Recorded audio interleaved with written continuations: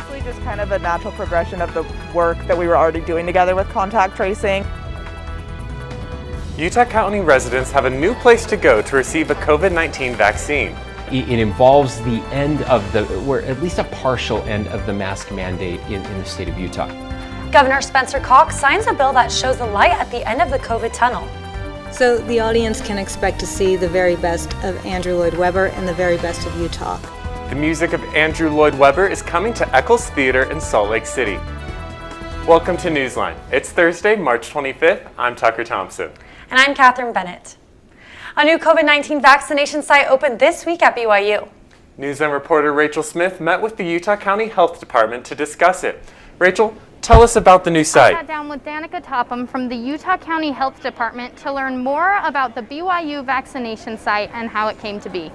The site opened on Monday, right on schedule. Topham says the Utah County Health Department and BYU enjoy a well-established partnership to address the COVID pandemic.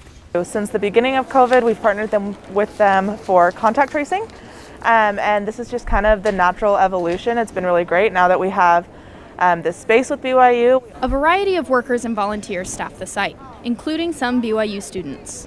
So this site has our National Guard members, as well as our normal Medical Reserve Corps volunteers and other volunteers that volunteer through the state. But we do have a lot of BYU students that we're really grateful for.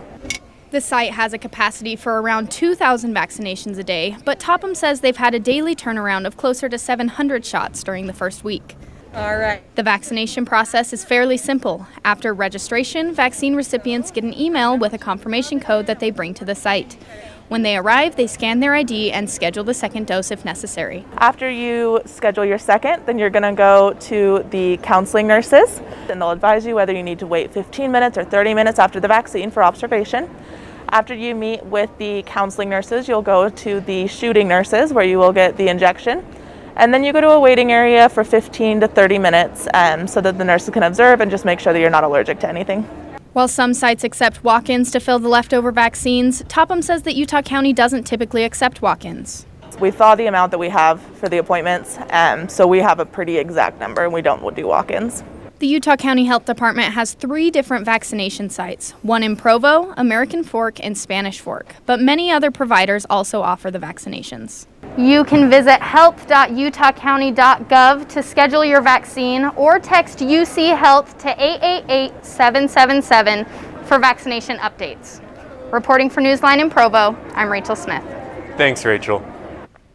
Governor Spencer Cox signs 4 bills, vetoes 3, and will allow 3 others to become law without his signature. One of the bills Cox signed is the Pandemic Endgame Bill. Because of the continuing decline of COVID numbers and the large amount of distributed vaccines, Cox says he can sign this bill confidently.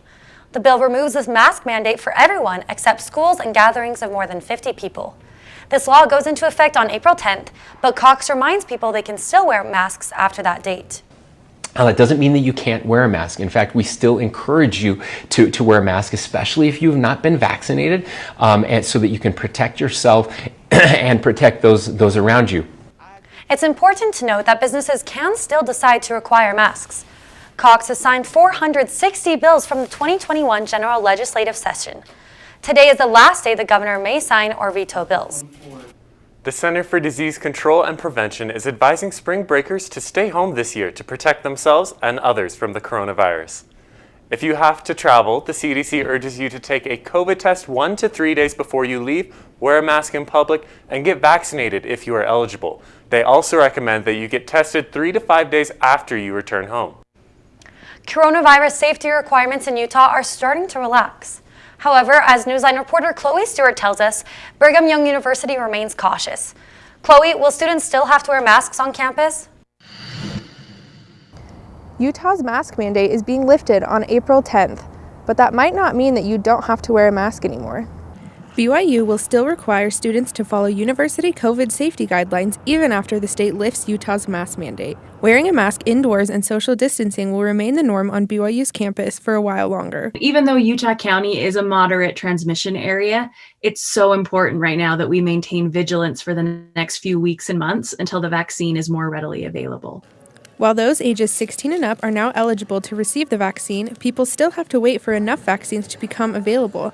Plus, it could take more than a month to complete the required doses before health officials can consider you fully vaccinated. Not everyone could sign up for a vaccine this week. It's going to take several weeks for people just to get their first doses. And then you have to wait another 28 days before you can get your second dose. So that's going to take a while to make sure that everyone on campus is vaccinated. As a private institution, BYU has the freedom to choose and enforce the safety requirements on campus separate from the government, unlike what goes for public schools in the state. And for now, BYU officials want to take the cautious route when it comes to protecting the health and safety of the student body. Student safety is our number one priority at BYU. And especially during this pandemic, that's required a lot of adapting from our students and our faculty and our staff across campus to make sure everyone is as safe as possible. As more vaccines get distributed throughout Utah and more citizens receive their doses, safety regulations will likely begin to relax on campus. For all of BYU's coronavirus updates, visit byu.edu/coronavirus. Reporting for NewsLine in Provo, I'm Chloe Stewart. Thanks, Chloe. 3 people have been arrested and charged in the Kearns kidnapping and murder case. 38-year-old Carolina Marquez and 22-year-old Fernando Marquez have been charged with murder, kidnapping, and obstruction of justice. 27-year-old Ivan Acosta has also been charged with kidnapping and obstruction of justice. The charges are in connection to the disappearance and murder of 25-year-old Nicole Solorio Romero. She was forcibly taken from her home in February, and her body has still not been found. This week, multiple cars were broken into at gyms across Davis County. The suspects are breaking car windows to get inside. Now that spring is coming, car robberies are increasing. Police warn people to hide valuables in the trunk of your car or in a locker in the gym. They also advise you to lock your car when you leave, even for a short time. Police are looking for the driver of a hit-and-run accident. Police say 47-year-old Daniel Wilkinson was driving a 2004 Chevrolet Venture when he hit a person with his car and then drove away. The car is a bronze and gold van with a black hatch door. It also has damage in the front and most likely a broken windshield. If you see Wilkinson or the van, call Salt Lake City Police Department at 801-743-7000.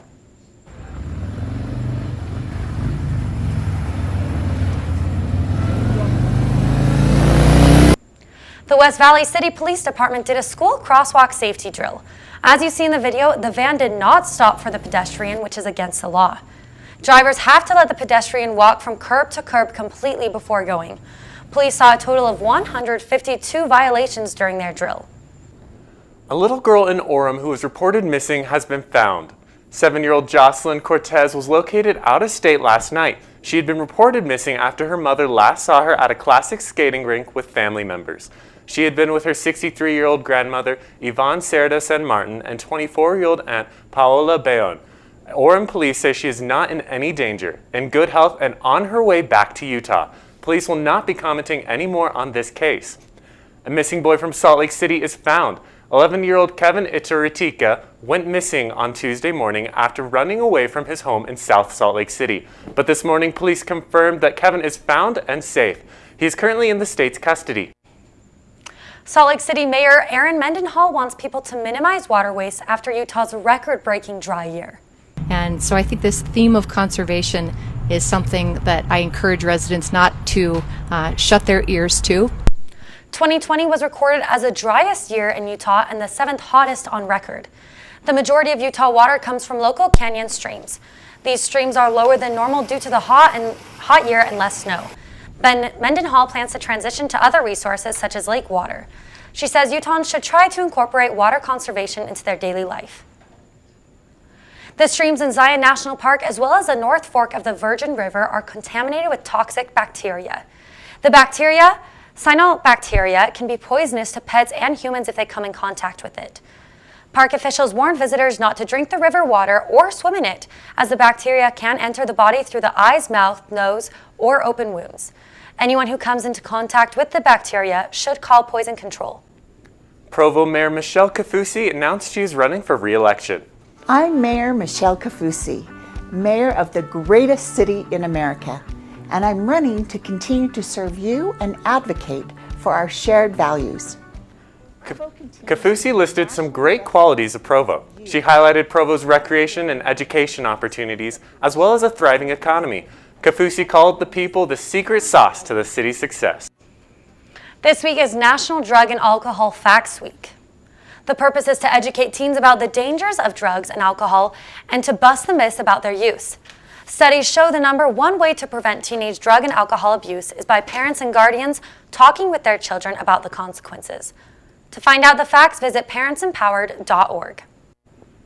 The music of Andrew Lloyd Webber is coming to Salt Lake City. Jacob and Sons, Joseph Jacob's favorite song. Emmy-winning composer Kurt Bestor and director Luann Madorma are putting on a special tribute to Webber's music. The show will feature Utah talent and will run May 7th through 15th at the Eccles Theater. The show will play excerpts from Phantom of the Opera, Joseph and the Amazing Technicolor Dreamcoat, Cats, and more. Chick-fil-A is about to get a whole lot sweeter. Salt Lake City is #1 in the nation for Chick-fil-A milkshake purchases. In 2020, people in the state's capital drank more than 1.5 million shakes. As a result, Chick-fil-A is giving Salt Lake a special treat. The Butterscotch Crumble Milkshake will be available in Salt Lake stores only from March 22nd to April 24th as a taste testing pilot for the company. People were trapped on a roof in the midst of a fire. We'll tell you what they were doing up there. The computer has been trained on multiple different people, multiple different images, videos. A Brigham Young University professor updates facial ID recognition technology. We'll show you how it works.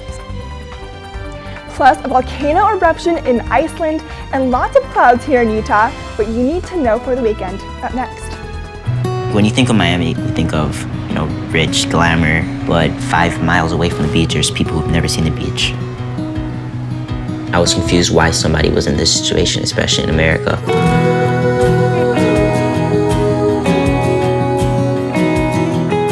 So when I started Joshua's Heart Foundation, it was a key thing to be able to engage youth in the foundation, to help them participate. I think passing on the torch and lighting a new flame in another person to do good is probably one of the bigger missions that I have.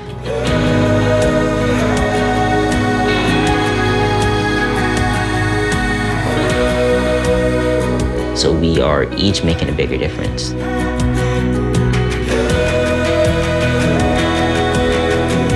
That's it, just giving back and producing love for everybody.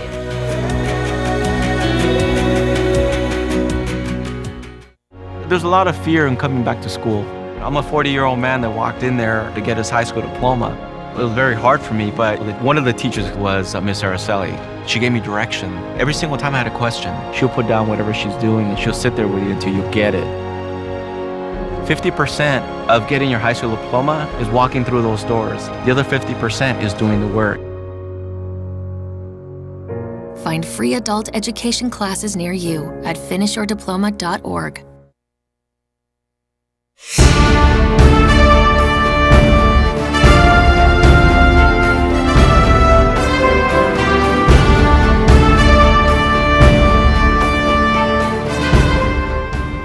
North Korea has carried out a second weapons test in less than a week, according to a senior U.S. official. South Korea says 2 ballistic missiles fell into the sea between the Korean Peninsula and Japan. Japan's prime minister is calling it a threat to the peace and security of the country. Pyongyang warned the Biden administration not to raise, quote, a stink as the U.S. Secretary of State visited Japan and South Korea to strengthen ties. President Biden will hold his first formal news conference of his presidency this afternoon. I announced in early December that I had a goal that I set of administering 100 million shots for the virus in the first 100 days. The president will discuss meeting his goal of administering coronavirus vaccines, the pandemic relief bill, gun control, and immigration.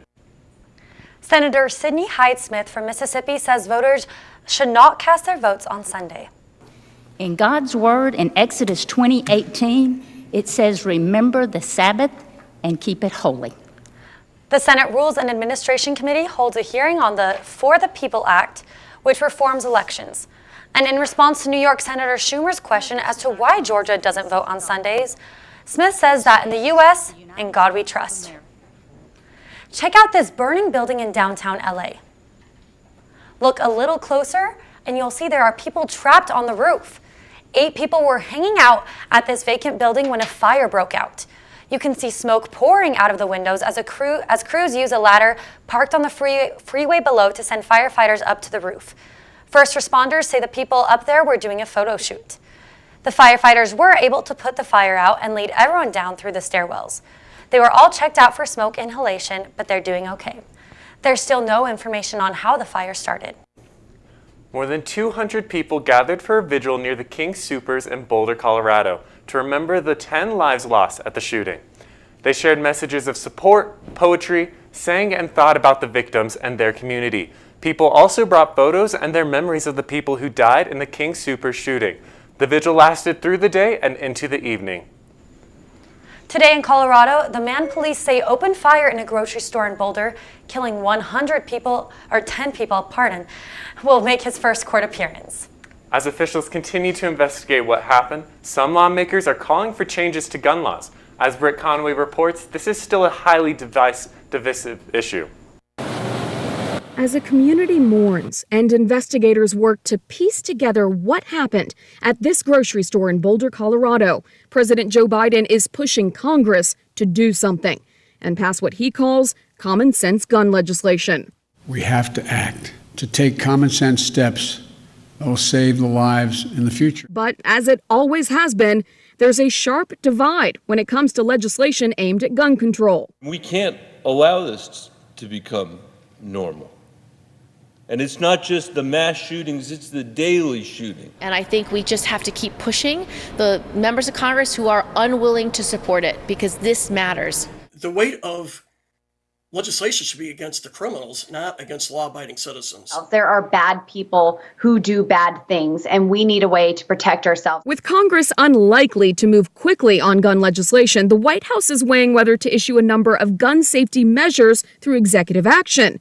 Though exactly what those would be is still unclear. It's not just about addressing gun access. That's important. And obviously there's legislation that's under consideration on background checks. It's also about addressing community violence. Either way, through legislation or executive action, talk of stricter gun regulations has the gun industry prepping for a surge in sales. I'm Britt Conway reporting. There's a new security program that tracks the movement of your face. NewsLine reporter Andrew Reed tells us about the new development by a BYU professor. Fingerprints, retina scans, and entering passwords at places like ATMs may soon be a thing of the past. BYU professor DJ Lee has created a new algorithm that will track facial movements. So instead of entering a password, you can simply move your face. They call the new program Concurrent Two-Factor Identity Verification. This means it requires both facial recognition and a specific face movement to verify their identity. It will check if it's your face, and then it will check if you're making the right facial movement. The system asks the users to record a 1 to 2 second video to register their face. During that time, they will need to move their face, such as raising their eyebrows, and then repeat that action the next time they want the system to verify their identity.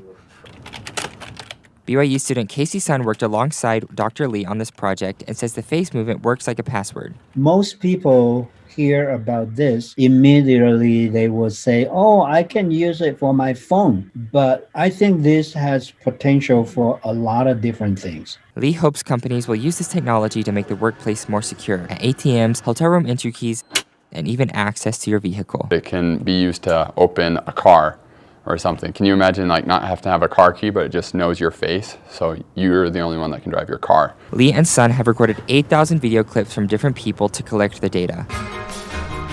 They recently got back results that show it is 92% accurate. They say the next step in the process is to get a demonstration model so that people know it works. Passwords and other security technology may still be around for a while, but the near future may start seeing more of this two-step facial recognition. Reporting for Newsline, I'm Andrew Reed.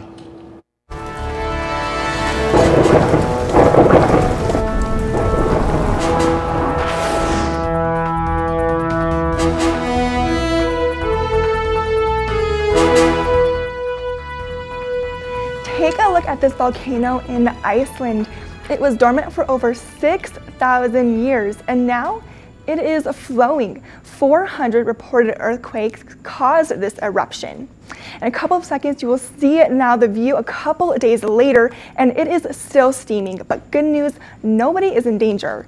The sunrise, though, is gorgeous, and for Utah, things are starting to heat up as well.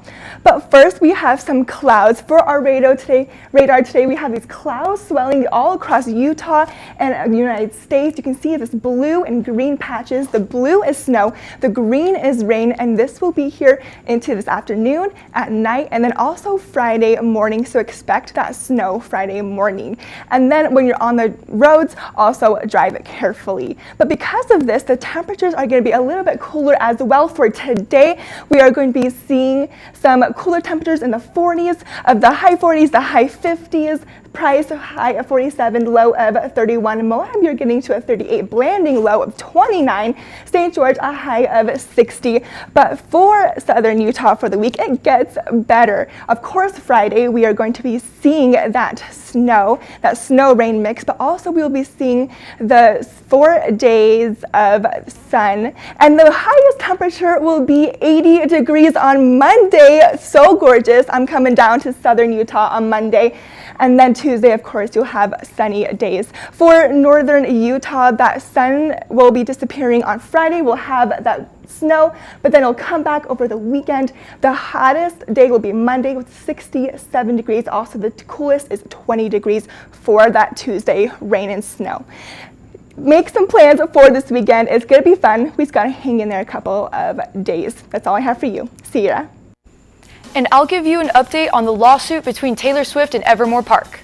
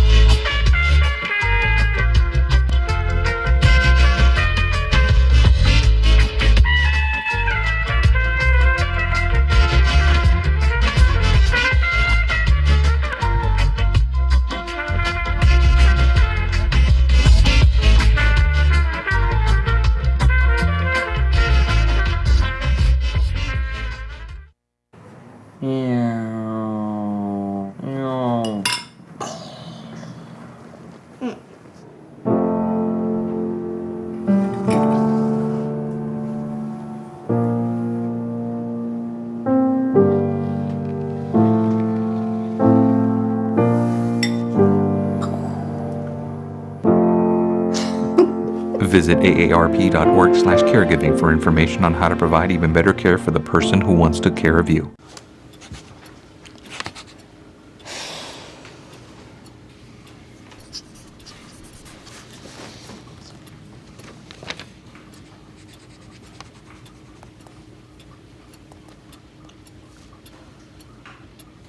If you love them enough to relearn math so you can teach them math, then surely you'll check nhtsa.gov/the right seat to make sure they're correctly buckled in the back seat.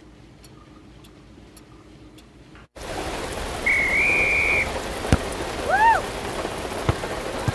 on! Go, Diane! Yeah, keep it going! Yeah! Go, honey! If you love them enough to drive an hour to cheer them on as they get beat 11-0 in the rain, then surely you'll check nhtsa.gov/the right seat to make sure they're correctly buckled in the back seat. Throw that ball, Diane! Woo! You got this! It's a beautiful day out here. Sunny today with light breezes, giving way to clouds in the afternoon. We could see some light precipitation to moderate precipitation later on, followed by powerful storm-like conditions. 90 miles per hour winds are expected. Authorities are asking everyone, stay indoors. Come on, that's it. Let's go.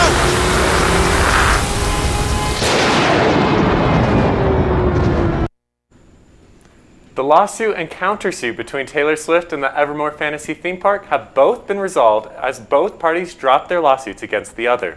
Sierra Isasaga is here to tell us how these lawsuits came about in the first place and how they were resolved. Sierra? Evermore Park decided to sue Taylor Swift last month, claiming the pop star stole their trademark by using the same name of Evermore. The owners of the theme park stated that the release of Swift's Evermore album has caused confusion about whether the two were linked. They also said all the merchandise Swift is selling with the album is really just counterfeit Evermore Park merchandise.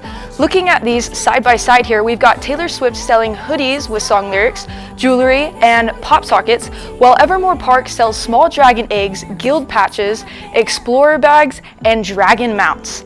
Yes, that is clearly very similar merchandise there. Swift's team also wrote to the court responding, saying, "Your client has suffered no damages whatsoever and has openly stated that Miss Swift's album release creates a marketing opportunity for your client's troubled theme park." Swifties jumped in on the comments saying things like "savage" and "troubled theme park. May the gods bless you bless your life the way you ended them." Taylor Swift ended up suing the theme park for violating copyright law by performing Swift's songs without proper licensing or permission since 2018, though both parties just agreed to drop their lawsuits against one another without any monetary settlements. It seems they've both decided to stop speaking now and save their reputations by not having any more bad blood between one another. Back to you guys. Thanks for joining us today for Newsline. For more information on our stories or to share them with your friends, check out our website at universe.byu.edu/newsline. Have a great day.